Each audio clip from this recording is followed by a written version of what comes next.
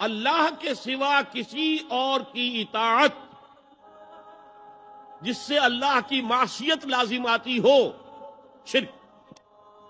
لا طاعت لمخلوق فی معصیت الخالق، مخلوق میں سے کسی کی اطاعت نہیں ہوگی کہ اس معاملے میں جس میں خالق کی معصیت لازم آ رہی۔ ہاں، خالق کے احکام کے اندر والدین کا حکم بھی مانو، اطاعت کرو،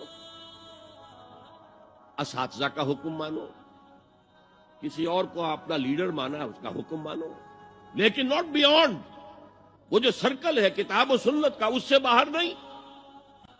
صبح کا وقت ہے، آنکھ بھی کھلی ہے، کوئی اذان کی آواز بھی کان میں آئی ہے، آپ کا نفس کہتا ہے ابھی سو جی۔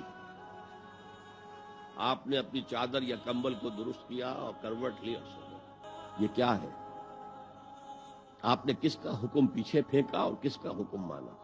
اللہ کے حکم کو پیچھے پھینک دیا، نفس کے حکم کو آگے رکھا۔ یہ شرک، اس شرک کو جاننے والے بہت کم ہیں۔ مولانا روم نے خوب کہا تھا، نفس ماں ہم کم ترس فرعون نیست لیکن ایراعون نیست۔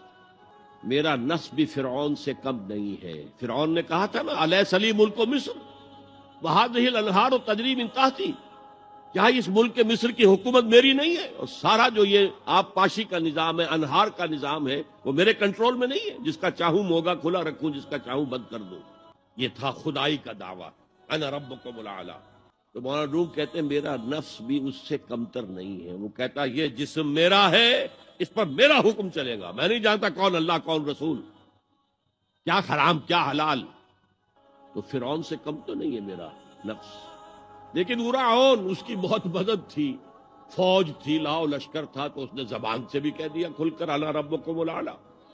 میں مسکین ہوں، غریب ہوں، میرے پاس کوئی طاقت نہیں ہے، میں زبان سے تو کچھ نہیں کہہ سکتا، اندر سے میرا نفس یہی کہتا۔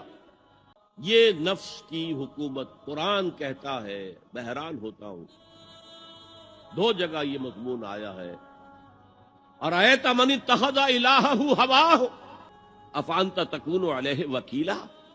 اے نبی تم نے دیکھا اس شخص کو، اس کے حال پر غور کیا جس نے اپنی خواہش نفس کو اپنا الہ بنا لیا ہے۔ اللہ اکبر، الہ، لا الہ الا اللہ، کلمہ توحید کا مرکزی لفظ یہاں آ رہا ہے، من اتخذ الہہ ہواہ، جس نے اپنی خواہش نفس کو اپنا معبود بنا لیا، الہ بنا لیا۔ افانت تکون علیہ وکیلا، کیا آپ ایسے شخص کی کوئی ذمہ داری لے سکتے ہیں؟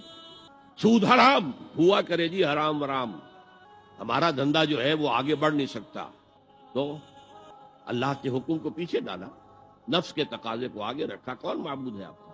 نام عبداللہ رکھیے، نام عبد الرحمن رکھیے، ہے عبد النفس، نفس کے بندے، نفس کے غلام۔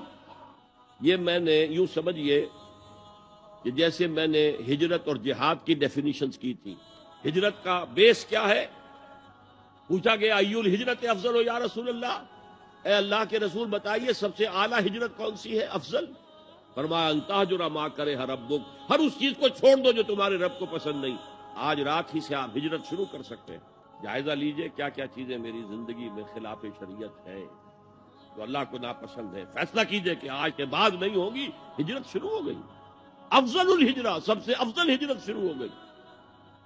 لیکن ٹاپ پر لے جائیے تو یہ ہجرت جب اللہ کے دین کو قائم کرنے کی جدوجہد اس مرحلے پر آ جائے کہ اب باطل کے ساتھ ٹکراؤ ہے اور اب چاہیے کہ ساری قوت ایک مرکز پر جمع ہو جائے، ہجرت فرض کر دی گئی، وہ ہجرت گھر بار چھوڑ کر، اہل و عیال کو چھوڑ کر، اور مکے کے بھیڑیوں کے رحم و کرم پر چھوڑ کر اپنے گھر والوں کو، جو لوگ ہجرت کر کے آئے، حکم تھا۔ ہجرت مدینہ فرض تھی، ہجرت حبشہ فرض نہیں تھی، صرف اجازت تھی کہ جن سے سختیاں نہیں جھیلی جا رہی مزید وہ چلے جائیں۔